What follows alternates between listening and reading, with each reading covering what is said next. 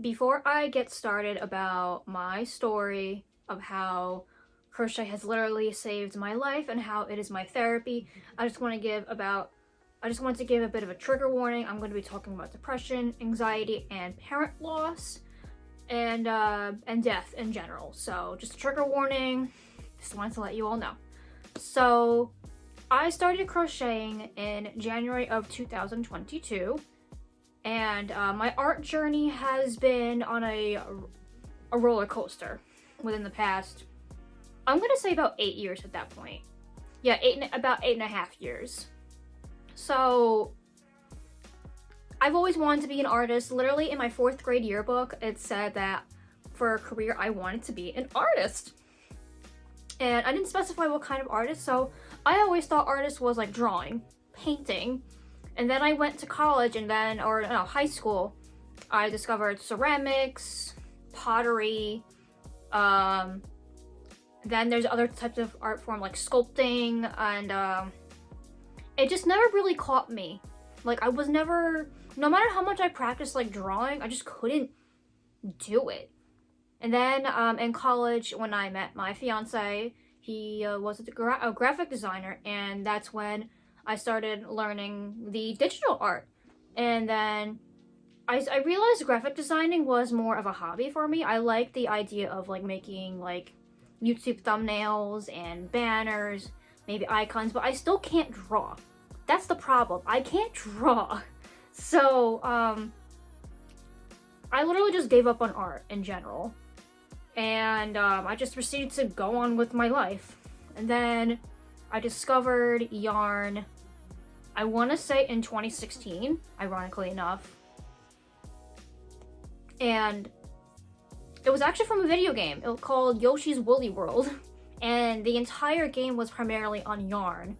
And I still have it. I never completed it. It just simply just grasped me. Like I was like, oh my god, yarn, it's so pretty. Can I actually make that? And I instead went down the path of like hand knitting, which is not actual like knitting with needles, but big yarn. Think big chunky yarn. Think of like big chunky blankets. Like I'm talking like weight 7, like really thick chenille thick yarn. And I started making blankets, pillows, scarves along that. And that's pretty much how that journey started. And then in October, September, I kind of explained that a little bit. In September of 2021, my mom got sick, unfortunately. And I had to start taking care of her. And she watched me pretty much make all these things with yarn, and I actually ended up making her a really cool scarf. A hat, like a Santa hat. It was a candy cane hat, candy cane themed hat, and she really loved it. She wore it until the day she went into the hospital, and she never woke up from her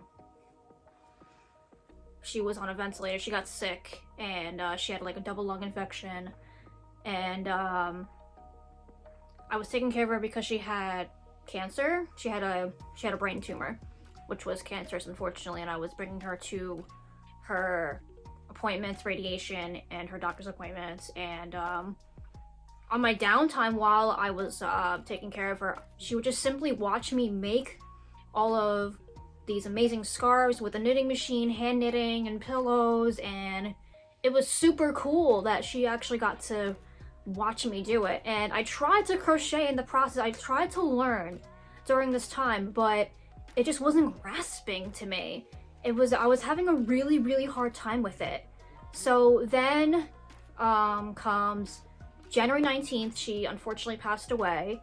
And then her funeral was January 25th. This time period was very blurred to me because not only was it just very sad, it was very depressing. I just didn't want to do anything. I just couldn't really do anything. Honestly, I couldn't play video games. couldn't watch anime. I just needed to get my mind off of it. So I already had hooks, already had some yarn, and I was like, I have to force myself to learn this skill. I have to even get my mind off of being depressed, being anxious. I need this craft to save me, like right now. So I looked up a YouTube tutorial and I just did it the best I could. And from there, it finally stuck. So I want to say that my mom has actually helped me in learning how to crochet. Like it's a shame that she never got to see my creations like in real life, but I know in spirit she is watching me make my things, and I know she supports me, so that's kind of how it's getting me through my days. This has literally been my therapy. Don't get me wrong, some days I'm very depressed, I'm very anxious, but once I get this tool in my hand with this material, it's like things just stop. Time just stops and I'm just making something, even if it's some aimless project like a blanket or a shawl or a scarf, a hat. Just the thought of making something, distracting yourself from something is literally, how do I explain it? It is life-changing. If you have gone through some sort of traumatic event, I recommend either just getting your mind off of it and developing a hobby, whether it is crocheting, knitting, any type of fiber art, any type of art in general, just to get your creative flow. It's trial and error. It took me 20 years to figure out my niche, my what's that term called? My form? No. Oh my gosh. What's it called? I literally said it in another video, but it's an art form. I forget. I lose my words.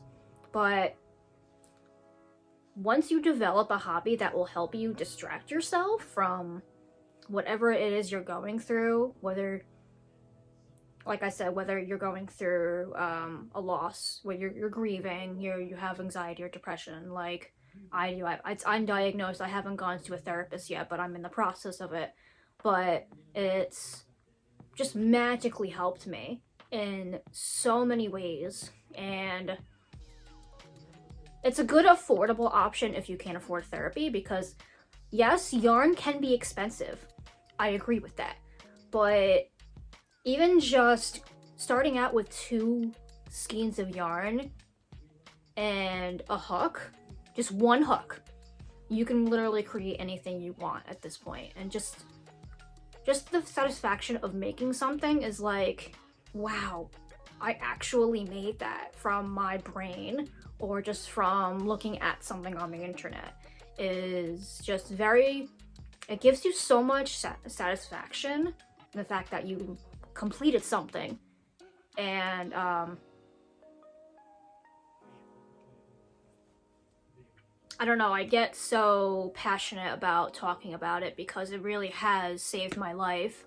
And if anyone is watching this also has a similar story, you're more than welcome to share, because it really, I think the crochet community is very nice and very welcoming, and depending on the people you talk to. There are some bad apples, I will admit, but through my experience, I have gotten a pretty positive experience from it so far. They're very welcoming me, even though I make some basic things like blankets, shawls, scarves, hats, vests. I don't make plushies that often, like I've only made a couple of them, but as long as you are making something in your craft that you enjoy, it will literally change your life. You don't have to monetize it like I am. I don't really make that much money at all from this, but if I do, I do, you know? but it's the fact that I like sharing my journey and talking about it, and I really recommend. This is like the #1 craft I do recommend though, whether it doesn't matter what gender you are or how you identify. Crocheting is literally for everybody, and I don't like the trope that, oh, it's for women. Oh, it's for older people. No, it's not. It's not. Because I'm 29 years old, and I don't care if I get judged just for doing this. Like, I don't care if I'm the youngest in a yarn aisle looking at yarns and I get weird looks from like the older women, like, why is she crocheting? It's really strange. I thought it was just for older people. No, it's not. It's literally not. I enjoy doing this. This is my pastime, I guess you could say. And it doesn't even make that much noise either, which is even, unless you have tight tension, but yeah. It's a rewarding craft, but don't give up hope if you are having trouble learning. I believe in you. You can learn, and there is something that you can make. Trust me, anything. You will learn it. You just have to put the time into it. Keep trying. Try a different fiber art if you need to, or try a different craft that you enjoy, and just keep doing it. Just create. Just to get your mind off of what's going on, because everyone is going through something and we all have to be kind.